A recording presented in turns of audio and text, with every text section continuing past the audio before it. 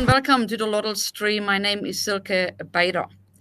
Today at the LOTL studio, Cash or Kasia Vickery, but referring to as Cash, is joining me today, the writer and director of a play that is currently in Sydney, Tess versus the Pleb. Welcome, Cash. How are you? Thank you. Good. How are you? Good, thank you. Thanks so much for joining us. I was really excited when I saw the request come through, and your play sounds really quite intriguing. It started, I think, a couple of days ago, or the official opening is tonight, being the 11th of February. Can you just tell us a little bit what the play is about? I think the title reveals most of it, but tell us a bit about it. Well, it's called Taz vs. the Pleb. It's a heist parody pantomime. I think I made that genre up. It might already exist, but I think that's what we'll call it. It's about two best friends who are 16 who decide to rig the plebiscite in 2017 by stealing all the same-sex marriage postal surveys in town. It's a really silly, wacky, highly physical comedy as they kind of navigate all these wacky townsfolk who try and stop them. And it's a race to beat the clock and get all the surveys before they're counted. That's probably what many people thought at the time to do. Is it based on a true story? Kind of. For legal purposes, it's not true. But it is based on. I wrote it for two of my childhood best friends who were called Taz and Chantel. And they were kind of the first queer people I ever met growing up. We grew up in a small rural town in Victoria. And they were just really unapologetic and brave at their age. In coming out and existing in this small town that still had a lot to learn. And I just haven't stopped thinking about them since. And I particularly thought about them during the plebiscite. And I was wondering, I wonder what Taz and Chantel are doing. And I wonder if the town's supporting them. And I wonder whether they might be up to something. And then I kind of had this idea. I was like, what if they stole all the surveys and we never even knew because they were just in this town in the middle of nowhere. And then that's kind of where the idea for the play came from. So it is really personal. And Taz and Chantel hopefully can come to the show. But yeah, it's very much our story as well. We really wanted to talk about the plebiscite in a way that was a reclamation of our voice that was kind of taken away from us during that time. So we decided to take that part of history and make it joyful and make it celebratory and make it fun and silly and just kind of turn the narrative on its head a little bit. And it's particularly nice this week. There's a lot of really plebiscite adjacent rhetoric happening in Parliament with this trans discrimination bill. And it's been so lovely as an all queer cast and team to come in and do this silly show. And it feels really cathartic. We can just, we can connect as a community and we can connect with audiences through laughter and kind of be like, you know what? We're resilient. We'll get through this. And today we're doing it through laughter. It's really Absolutely. Nice. There are so many elements that I love about this play. Number one is obviously that you are really working with something that was very historical and really affected our community in many on many levels and for any generation really. But I also love how you are now putting young actresses and actors on stage. This is your cast, is that right? Yeah.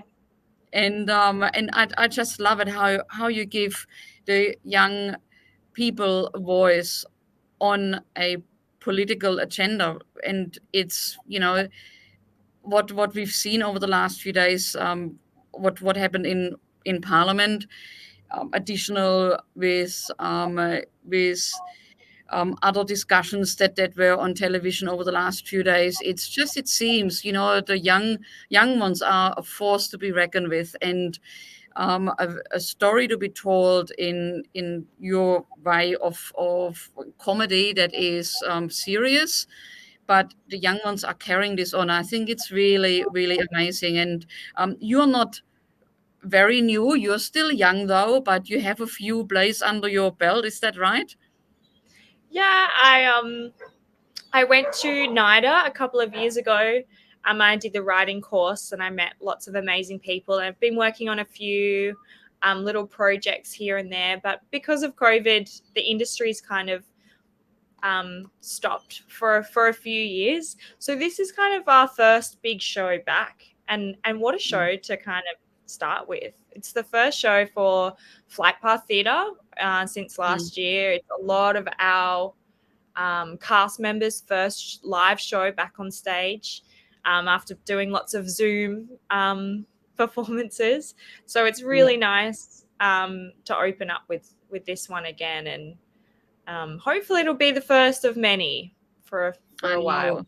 I know. I think people are very keen to go out, and obviously, I would think that Flight Path Theatre is following all COVID safe guidelines there are, and you see people going out, and it's working, and it's just great that this play is on, covering a really important topic. It's political. It's a comedy. It ticks all the boxes. Cash. Is that from all the plays that you've done? And I don't think I've seen it, but I might be wrong here. Is that your first queer play? I think as a queer artist, it's really hard not to have a queer narrative in your work. I think it just naturally, the way queer people think translates into queer thinking and queer storytelling. But this is a very explicit queer work. Yes, in short, yes. The hero of our story is a 16-year-old non-binary person, and their best friend Chantel, and a town full of allies. That's kind of the main journey for a lot of the other characters in the play. Is we're trying to show how you be a good ally, how you be a good community member, how you support young people, how to use pronouns, how to make sure that someone feels seen and heard. So it is really explicitly queer, which I love. I love to see on stage. I'm all about representation. And I'm all about true representation as well. We're all queer identifying. We all have lived experience, and the content of the play means a lot to us. I was about to say this. You would find that in your cast, that each individual cast member would have a personal story with the plebiscite, and that would really drive them, and to be really involved and engaged with this play. Yeah. Are they your cast member? Did you pick them from, like, what was the selection process there? I was really interested in getting some new people on stage that traditional theatre audiences wouldn't have seen before. So I pretty much chose my favorite people. I have some cast members who have never acted in theatre before, but they're drag kings and DJs and stand-up comedians, and a really lovely actor who's musical theatre trained. And I just kind of picked all my favorite people, and I was like, why don't you come and tell this story, and we'll see what skills you can bring to the table. And I think it's made for such a interesting and dynamic performance, because everybody has all these different skills and they come from different backgrounds and different experiences. I have an original sound designer who has composed the entire Heist soundtrack, which is just incredible. An amazing set designer who's built this town. It's been really lovely collaborating with so many interesting Mm. people from different disciplines. Yeah. No, Um, amazing. Is this play? Do you think it will travel through New South Wales, or any plans there at the moment? You're just focusing on your 10 days in Sydney. I would love to tour this show. I would love to get the show into schools, um, Mm, or particularly in regional areas. It is kind of targeted at young people, but it is for all ages. But I would love to get some wheels on this show and take it around. mm. That would be interesting how the schools react after everything that's happening right now, plus many years ago, Safe School and so on. Where are they now in regards of being inclusive? Because this is a very controversial, um, story that you're telling there. So amazing. Well, look, we wish you really all the luck with it.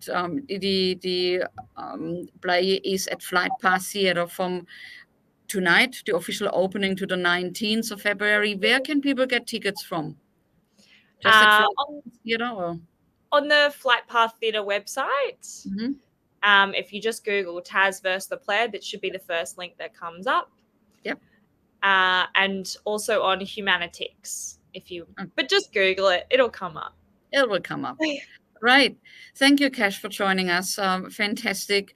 All the best for the play, and for any other project that we're talking about. That, are you working on a project at the moment that you like to talk about, or something in the works? Oh, it's still Or something? Yeah. under wraps, under drafting, Um, but I will let you know as soon as it's we ready to will go. watch you. We will watch you. Great. Thank you so much, Cash. All the Thank best for you. tonight's performance. See Thanks you for later. having me.